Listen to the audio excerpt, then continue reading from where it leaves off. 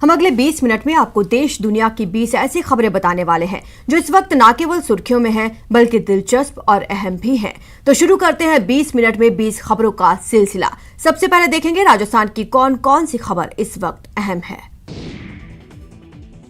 बाड़मेर के सीकर रोड पर Saint Paul school के पास पुलिस और कुख्यात तस्कर कमलेश प्रजापत के बीच हुए एनकाउंटर में कमलेश प्रजापत की गोली लगने से मौत हो गई है। इस एनकाउंटर के दौरान कमलेश प्रजापत ने भागने के चक्कर में हेड कांस्टेबल मेहराम पर गाड़ी चढ़ाने की भी कोशिश की, जिसमें वो घायल हो गया। पुलिस के मुताबिक मुखबिर से सूचना मिली थी कि कुख्यात तस्कर बाड़मेर में है, जिस पर पुलिस ने सीकर रोड पर सेंट पॉल स्कूल के पास नाकेबंदी की। जिस घर में कमलेश के छिपे होने की सूचना मिली थी, पुलिस की टीमों ने उस घर को चारों ओर से घेर लिया, लेकिन इसी दौरान कमलेश एसयूवी गाड़ी से घर का फाटक तोड़कर भागने लगा। इस दौरान उसने हेड कांस्टेबल के ऊपर गाड़ी भी चढ़ा दी। इसके बाद पुलिस ने आत्मरक्षा में फायरिंग की, जिसमें कमलेश प्रजापत को गोली लग गई और अस्पताल ले जाते वक्त रास्ते में उसकी मौत हो गई। पुलिस को कमलेश के घर की तलाशी के दौरान 60 लाख रुपए कैश, 11 लग्जरी गाड़ियां और 9 पिस्तौल मिली हैं। 60 लाख रुपए मतलब 59,70,000 रुपए तो नगद मिले। करीब 2 किलो 360 ग्राम अफीम का दूध, 1 किलो 715 ग्राम डोडा पोस्त, 5 पिस्टल, 9 मैगजीन और 121 जिंदा राउंड बरामद हुए। जन अनुशासन पखवाड़े के 5वें दिन भी दौसा में लोगों की लापरवाही देखने को मिली। पुलिस की टीम यहां जब गश्त के लिए निकली तो कई लोग पहले की तरह ही बेधड़क घूमते नजर आए। मास्क और सोशल डिस्टेंसिंग का कुछ खास पालन सड़क पर नजर नहीं आ रहा था। यहां तक कि बिना अनुमति के कई दुकानें भी खुली मिली। इस दौरान पुलिस ने ऐसी दुकानों को न केवल सील कर दिया, बल्कि वैसे लोगों का भी चालान काटा जो नियमों की अवहेलना कर रहे थे। कोशिश लगातार हमारी यही जारी है कि जो सरकार द्वारा जो गाइडलाइंस है उनकी फॉलो किया जाए, लोग कम से कम घरों से बाहर निकलें। उसी प्रयास में हम लोग आज भी सुबह से निकले हुए हैं और लोगों को लगातार समझा रहे हैं कि भाई ज़रूरत पड़ने पर ही घर से बाहर निकलें। डेंजरस वायरस है, 2 दिन सब्जी नहीं खाओगे तो मर नहीं जाओगे। बातें कड़वी जरूर हैं, लेकिन है तो सच। जब भीड़ यूं मनमानी पर उतर आएगी, कोरोना की चेन तोड़ने की जगह उसे बढ़ाने का काम करेगी, तो फिर लोगों को समझाने के लिए ऐसी कड़वी बातें जरूरी हो जाती हैं। और यही वजह है कि दौसा के एसपी अनिल बेनीवाल लोगों से ये अपील कर रहे हैं। ब्याह शादी हो सकता है, आप एक तरफ आपकी ब्याह शादी चल रही है और आपके परिवार में कुछ लोग चले जाएं इस कोरोना में। इस चीज को समझिए आप लोगों के माध्यम से हाथ जोड़ के सबसे विनती है, कृपया करके इस चीज को समझें कि ये चीज मजाक नहीं चल रही है। रोज आप लोग टीवी देख रहे हो और हमारे जवान लगातार पॉजिटिव हो रहे हैं। कल को ये नहीं हो कि हमारे पास जाब्ता ही नहीं हो जो बेसिक काम करने हैं। इसलिए हाथ जोड़ के सब लोगों से निवेदन है, आप लोग अपने घरों में रहो। इस अपील के पीछे की वजह यह है कि पुलिस के लाख समझाने के बाद भी लोग बाहर निकलने से बाज नहीं आ रहे। ऐसे में एसपी अनिल बेनीवाल ने अपनी टीम से और सख्ती बरतने को कहा है। साथ ही वो खुद भी मोर्चा संभाले हुए हैं। मरूधरा के कई जिलों में कोरोना को फैलने से रोकने के लिए प्रशासन की तरफ से सख्ती बढ़ा दी गई है। खासकर चूरू में प्रशासन ने सख्त रुख अख्तियार कर लिया है। आपको बता दें कि यहां कोरोना तेजी से पैर पसार रहा है, जिसकी वजह से यहां कई नई पाबंदियां भी लगा दी गई हैं और जो कोई इन पाबंदियों को तोड़ रहा है उन पर पुलिस सख्ती बरतती नजर आ रही है। वहां से सामने आई एक तस्वीर में बेवजह घरों के बाहर घूम रहे लोगों को कुछ पुलिस वाले खदेड़ते दिखे, जबकि बिना मास्क लगाए घूम रहे एक आदमी से तो उठक बैठक भी करवाई गई। इतना ही नहीं, शाम 5 बजे के बाद गलियों की जो दुकानें खुलती थी उनके खिलाफ चालान भी काटा गया। जन अनुशासन पकौड़ा है, इसके पालना के लिए मैं और कलेक्टर साहब, मैं टीम के पूरे चूरू के जो सिटी है इसके अंदर एक ग्राउंड पे निकले। पुलिस की टीमें सड़कों से गुजरने वाले लोगों की जांच करती नजर आईं। फिर चाहे वो मोटरसाइकिल या स्कूटर पर सवार हो या फिर गाड़ी पर, हर किसी को जांच के बाद ही आगे जाने दिया। जो लोग बिना किसी जरूरी वजह के घूमते पाए गए उनके खिलाफ कार्रवाई भी की गई। एक चिप बनाइए जिसके जरिए अगर मास्क नहीं लगा रखा तो डिटेक्ट हो जाएंगे और बिना मास्क आप एंटर नहीं कर पाएंगे। राजस्थान की एक यूनिवर्सिटी के छात्रों ने एक ऐसी चिप तैयार की है जो कोरोना नियमों का पालन नहीं करने वालों पर नजर रखेगी। राजस्थान में भी कोरोना की वजह से हालात लगातार बिगड़ रहे हैं। ऐसे में लोग जरूरी नियमों का पालन करें और कोरोना से बचे रहें। इसके लिए जयपुर की एक यूनिवर्सिटी ने खास चिप इजाद की है। ये चिप मास्क न लगाने वालों को पकड़ने के साथ सोशल डिस्टेंसिंग का पालन नहीं करने वालों को अलर्ट कर देगी। आर्टिफिशियल इंटेलिजेंस से लैस इस चिप को कैमरे और दूसरे डिवाइस के साथ जोड़कर दरवाजे में लगाया जा सकता है, जिसके बाद बिना मास्क पहने कोई भी इंसान अंदर नहीं घुस पाएगा, यानी दरवाजा अपने आप ही लॉक हो जाएगा। यूनिवर्सिटी की तरफ से इसका डेमो भी दिखाया गया, जिसमें जैसे ही एक छात्र दरवाजे के सामने बिना मास्क लगाए पहुंचा, वहां लाल बत्ती जल गई और दरवाजा लॉक हो गया। जिसके बाद लड़के ने मास्क ठीक किया, तब जाकर दरवाजा खोल सका। मास्क लगा रखा है तो ये ग्रीन लाइट चलेगी, आप इसे बाद में गेट में लॉक का कन्वर्जन कर सकते हैं। इस तरह लोग जरूरी दूरी के नियम का पालन करें, इसके लिए भी ये चिप काफी मददगार है।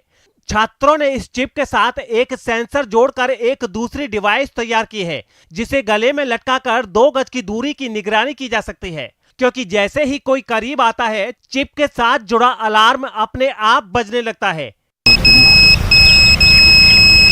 इसे तैयार करने वाली टीम ने दावा किया है कि वो जल्द ही इस चिप का आकार कम कर इसे आई कार्ड के साथ जोड़ देंगे, ताकि इसका हर कहीं आसानी से इस्तेमाल किया जा सके। कोरोना काल में ऑक्सीजन की किल्लत और कालाबाजारी को रोकने के लिए राजसमंद जिला प्रशासन ने 2 ऑक्सीजन प्लांट का अधिग्रहण कर लिया है। साथ ही सभी निजी नर्सिंग संस्थानों को भी अंडरटेकिंग में ले लिया है। जिला प्रशासन की ओर से उठाए गए इस कदम से अब राजसमंद जिले के अस्पतालों में ऑक्सीजन की कमी नहीं होगी। जिला प्रशासन ने जिन 2 ऑक्सीजन प्लांट का अधिग्रहण किया है, उसमें से एक बड़ा रड़ा तो दूसरा कांकरोली स्थित महावीर ऑक्सीजन प्लांट है।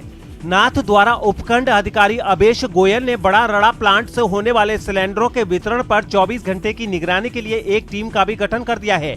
इस प्लांट से रोजाना 500 से अधिक सिलेंडर ऑक्सीजन का उत्पादन किया जा रहा है। इसकी उत्पादन क्षमता वर्तमान में 550 सिलेंडर के लगभग है। उसमें से 250 अनंता हॉस्पिटल को जा रहे हैं, 200 के लगभग आरके हॉस्पिटल जा रहे हैं और 150 जैसी आवश्यकता होती है हम नाथ द्वारा CSC सेंटर को जा रहे हैं। 1 2 3 नहीं, आप गिनते गिनते थक जाएंगे। हैरान करने वाली ये तस्वीरें अजमेर शहर से आई हैं। सोचने की जरूरत नहीं, जश्न शादी का ही है, लेकिन देखिए जान पर जायका कितना भारी है। मौका छूट न जाए, इसलिए सैलाब सा उमड़ पड़ा है। शादी में सीमा तो 50 मेहमानों की है, लेकिन इस शादी समारोह में कोई सीमा नहीं, हर लिमिट क्रॉस कर दी गई है। क्या बच्चे और क्या बड़े, सब दावत का लुत्फ उठाने पहुंचे हैं। जाहिर है जब शादी है तो क्या मास्क और कैसी दूरी, यहाँ जान नहीं जश्न जरूरी है। गोटा कॉलोनी के फॉयज सागर रोड पर कोरोना गाइडलाइंस की धज्जियां उड़ाने वाली ये तस्वीरें शासन और प्रशासन की सख्ती को साफ साफ मुंह चिढ़ा रही हैं।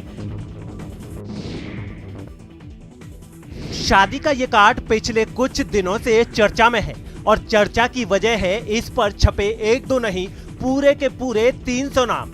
जैसे ही ये कार्ड बटा, इसकी तस्वीरें सोशल मीडिया पर वायरल होने लगी। जिसने भी ये कार्ड देखा, देखता रह गया। आमतौर पर लोग शादी के कार्ड पर वर वधू के अलावा 4 से 5 नाम लिखवाते हैं, लेकिन जोधपुर के फलौदी इलाके के राजकीय उच्च प्राथमिक विद्यालय हरजी गोदारों की ढाड़ी पटियाला के प्रिंसिपल मोहनलाल विश्नोई ने तो कमाल कर दिया। उन्होंने अपने बेटे और बेटी के मुकलावा के समारोह के लिए भेजे गए कार्ड में 301 नाम छपवाए थे। संक्रमण का मौसम न होता तो इस कार्ड की खूब चर्चा होती और हेड मास्टर साहब की इज्जत भी बढ़ जाती कि वो अपने रिश्तेदारों का कितना मान रखते हैं। लेकिन ये तो कोरोना काल है और इस वजह से उनकी चालाकी पकड़ी गई और प्रशासन ने न केवल समारोह में 50 लोगों को छोड़कर सबको बाहर निकाल दिया, बल्कि मोहनलाल विश्नोई पर 25,000 का जुर्माना भी लगा दिया। कांपते हुए हाथों को जोड़े ऑक्सीजन मास्क लगाए ये चित्तौड़गढ़ के रहने वाले रामेश्वर लाल सोनी हैं। पिछले 1.5 साल से रामेश्वर लाल सोनी इसी तरह ऑक्सीजन सिलेंडर से मिल रही सांसों की बदौलत जिंदा हैं। दरअसल रामेश्वर लाल सोनी एक जमाने में आभूषण तराशने का काम करते थे और उसी वजह से उनके फेफड़े कमजोर हो गए और अब वो हवा से ऑक्सीजन निकाल नहीं पाते। ऐसे में उन्हें जिंदा रहने के लिए कृत्रिम ऑक्सीजन की जरूरत पड़ती है, जो उन्हें ऐसे सिलेंडरों से मिलती है।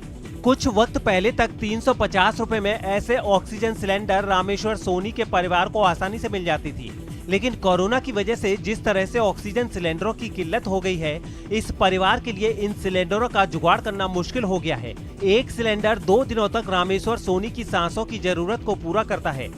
रामेश्वर सोनी के बेटों का कहना है कि फिलहाल तो 500 रुपए में एक सिलेंडर की व्यवस्था हो गई है, लेकिन आगे क्या होगा ये सोचकर ही उन्हें डर लगता है। अभी तो ये सिलेंडर हमारे को घर पे 350 रुपए का आता था, फिर अभी ये 500-600 मांगने लग गए, फिर अब रेट पता नहीं आगे की क्या मांगे। अब 4-5 दिन हो गए और जितनी कमी हो रही उस हिसाब से वो प्राइस बढ़ने की संभावना है। अपना स्वाधार गृह वैसी लड़कियों और महिलाओं का आशियाना है जिनका किसी न किसी वजह से अपना घर छूट गया है और वो अपनों के इंतजार में इधर उधर भटक रही थीं। झुंझुनू के अपना स्वाधार गृह में आई 29 लड़कियों और महिलाओं को उनके घर वालों से मिलवाया गया है, जो किसी न किसी वजह से घर से बाहर निकल आई थी या फिर गलत लोगों का शिकार हो गई थी।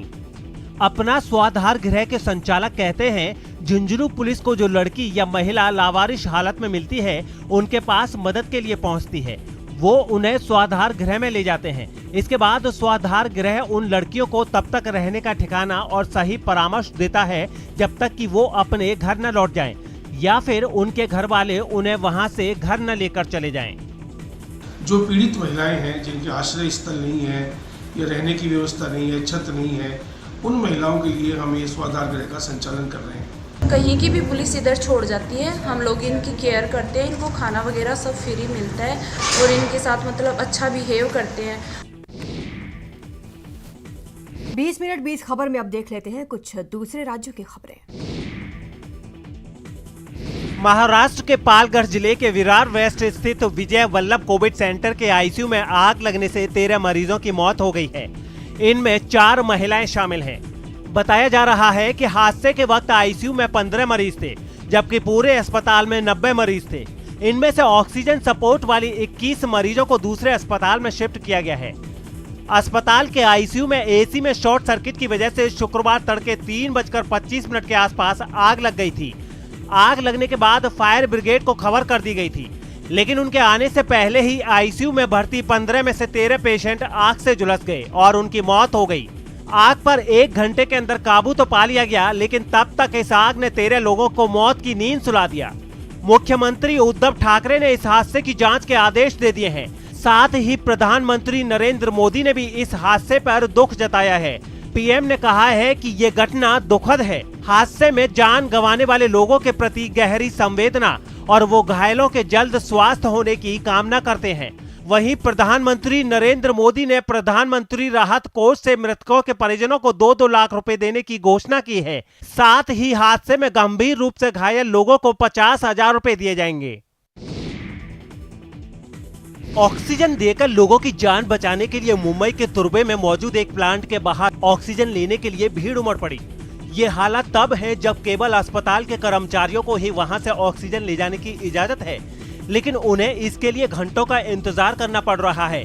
शहर के अलग अलग अस्पतालों से आए कई कर्मचारी इस आस में वहां खड़े दिखे कि ऑक्सीजन मिलने के बाद कोरोना की चपेट में आए कुछ मरीजों को तो जीवन वरदान दिया जा सकता है। ये ऑक्सीजन प्रोडक्शन यूनिट है, जहां पर इस वक्त अगर आप देखें तो एसेंशियल सर्विस के तहत जो ऑक्सीजन है वो ऑक्सीजन के सिलेंडर्स अलग अलग हॉस्पिटलों तक प्रोवाइड करवाए जा रहे हैं। ऑक्सीजन की भारी डिमांड के बीच प्लांट पर पहुंचे लोगों ने बताया कि उन्हें इसके लिए कितनी जद्दोजहद करनी पड़ रही है। बाहर क्यू में खड़े रहते 6-7 घंटा ऐसा हो जाता है। अपनी बारी आने के बाद ऑक्सीजन लेने के लिए खड़े लोग एक एक कर अपने अस्पताल की तरफ लौट गए।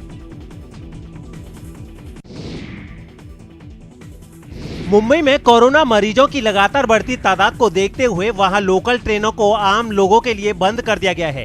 यानी मुंबई लोकल में सिर्फ जरूरी सेवाओं से जुड़े लोग ही सफर कर पाएंगे। इस नियम का सख्ती से पालन हो सके, इसके लिए रेलवे स्टेशनों में कई तरह की तैयारियां भी की गई हैं।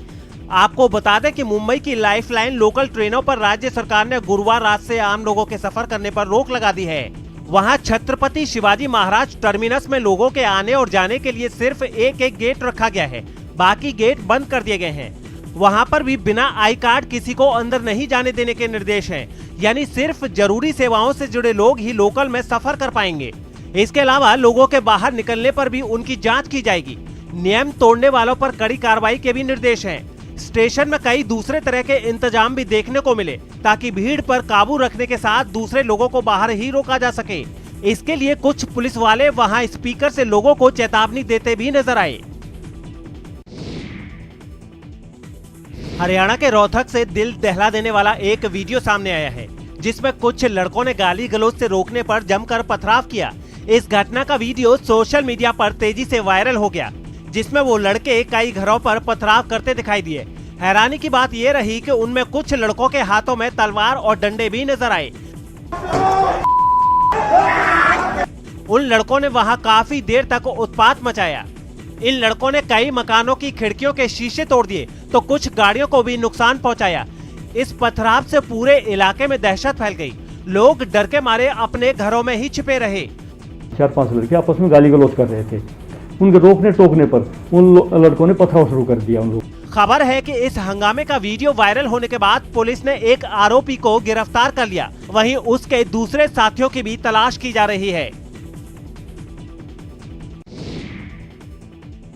कर्नाटक के मंगलुरु से रोंगटे खड़े कर देने वाली एक तस्वीर सामने आई है, जहां एक महिला अपने स्कूटर के साथ सड़क किनारे मौजूद गहरे गड्ढे में गिर गई। ये पूरी घटना रास्ते में लगे एक सीसीटीवी कैमरे में रिकॉर्ड हो गई। इन तस्वीरों में वो महिला अपने स्कूटर पर बैठकर वहां से जाती दिखाई दी। तभी स्कूटर की रफ्तार धीमी हुई, जिसके बाद वो अचानक उसके साथ नीचे गिर गई। तब तक तो सब ठीक था, लेकिन जैसे ही उसने खुद को संभालने की कोशिश की, वो स्कूटर के साथ पास मौजूद गड्ढे में गिर गई।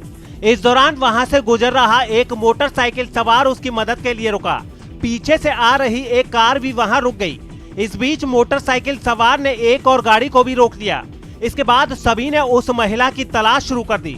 इस दौरान एक आदमी उसकी जान बचाने के लिए दौड़कर नीचे झाड़ियों में जाता दिखाई दिया। देखते ही देखते वहां लोगों की भीड़ जमा हो गई। काफी देर तक सभी लोग गड्ढे में गिरी महिला को खोजने में लगे रहे। बताया गया है कि इन लोगों की मदद से हादसे का शिकार हुई महिला की जान बचा ली गई। इंसानों की फितरत रही है, जब भी उस पर मुश्किलों का पहाड़ टूटता है, वो जाति और धर्म का भेद भूलकर एक हो जाते हैं। कुछ ऐसे ही गुजरात के भावनगर के रहने वाले आरिफ भाई हैं।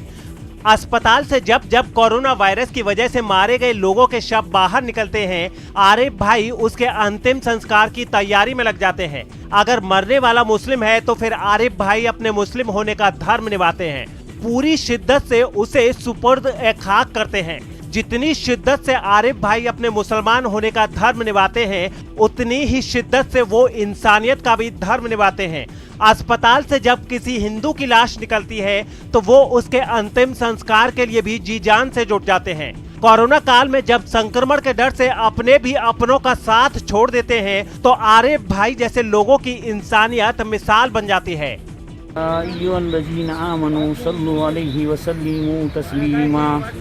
इंसानियत का धर्म निभा रहे आरिफ भाई की पहचान की बात करें तो उनका पूरा नाम आरिफ कालवा है और वो भावनगर के बड़े बिल्डरों में से एक हैं। गुजरात के सूरत से उम्मीद और कोरोना से जंग में जीत की उम्मीद वाली तस्वीरें सामने आई हैं।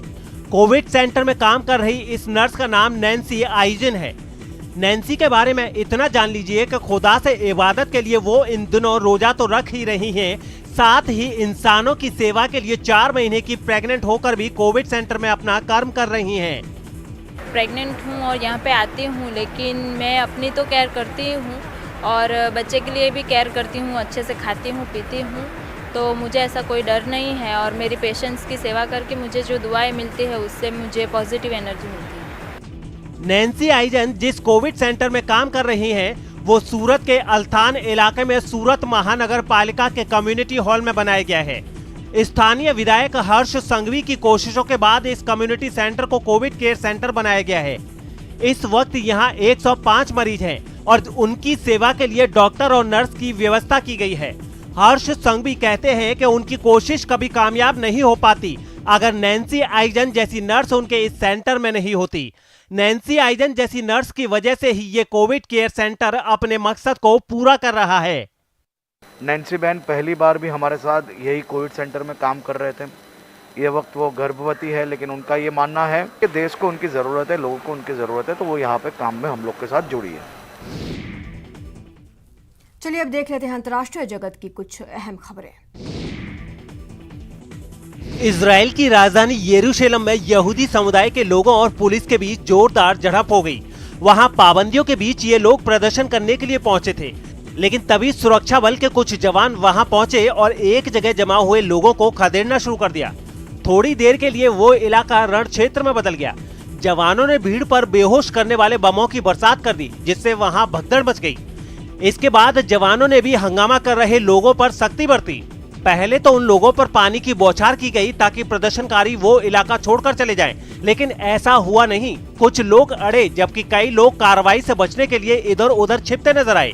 इतनी सख्ती के बावजूद बहुत से ऐसे लोग थे जो यहूदी समुदाय के लिए पवित्र माने जाने वाले उस इलाके के पास जमे रहे। इसके बाद वहां घुड़सवार दस्ते ने मोर्चा संभाल लिया और उस इलाके को खाली करवाने के लिए मार्च निकाला।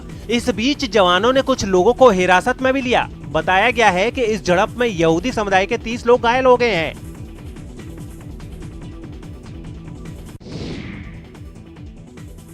फिलीपींस में 3 दिन पहले हादसे का शिकार हुए एक मालवाहक जहाज के चालक दल की तलाश में लगे बचाव दल के हाथ 4 लाशें लगी हैं। इस जहाज में 20 क्रू मेंबर सवार थे, जिनमें 7 को तो बचा लिया गया, लेकिन चिंता की बात यह है कि जहाज पर सवार 9 लोगों का अब भी कुछ अता पता नहीं है, जिन्हें ढूंढने के लिए फिलीपींस का कोस्ट गार्ड और दूसरी टीमें दिन रात एक कर रही हैं। सामने किसान भाइयों, करे एग्रोस्टार एग्री डॉक्टर